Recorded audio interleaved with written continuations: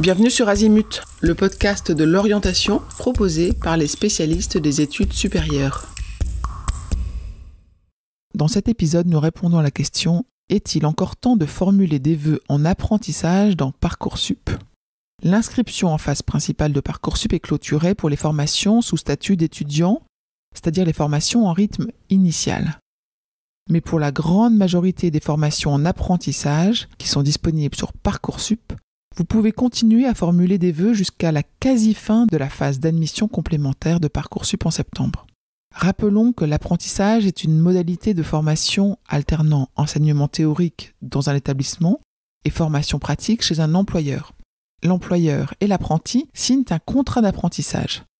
L'apprenti est donc à la fois étudiant et salarié. À ce titre, il perçoit une rémunération dont le montant varie en fonction de son âge et de l'année d'exécution du contrat. Par ailleurs, ces frais de formation sont pris en charge par l'entreprise. Vous pouvez formuler jusqu'à 10 vœux en apprentissage, en plus des 10 vœux autorisés pour des formations sous statut d'étudiant. Pour cela, rendez-vous sur la plateforme Parcoursup. Si vous avez déjà participé à la phase principale, connectez-vous à votre dossier. Si vous n'avez pas encore de dossier, commencez par vous inscrire. Accédez ensuite à la page « Mes vœux » et rendez-vous sous l'onglet « Vœux en apprentissage ». En cliquant sur « Ajouter un vœu », vous accéderez au moteur de recherche des formations disponibles. Sachez également que les candidatures en alternance sont possibles en dehors de votre académie. Voyons maintenant le fonctionnement des admissions. Les réponses des formations vous parviendront au fur et à mesure et non à date fixe. Si votre candidature a été sélectionnée, vous recevrez le message suivant. Candidature retenue sous réserve de la signature d'un contrat.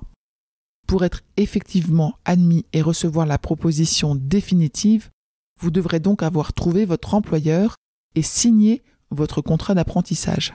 Vous avez jusqu'à 3 mois après le début de la formation pour trouver un contrat d'apprentissage. Mais nous vous recommandons de démarrer la recherche de votre employeur sans tarder pour ne pas risquer de perdre votre place. Alors préparez vite votre CV. À bientôt. Je vous retiens quelques instants de plus pour vous remercier de votre écoute fidèle.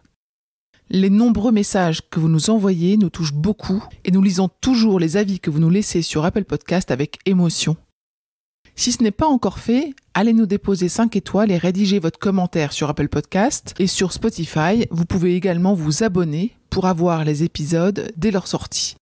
Et surtout, partagez l'existence du podcast autour de vous. Parlez-en. Pour bénéficier d'une lecture d'épisodes par thématique, nous vous recommandons d'aller sur notre site azimut-podcast.com. Vous verrez, tout y est très bien classé. Je vous souhaite une bonne journée ou une bonne soirée et à bientôt sur Azimut.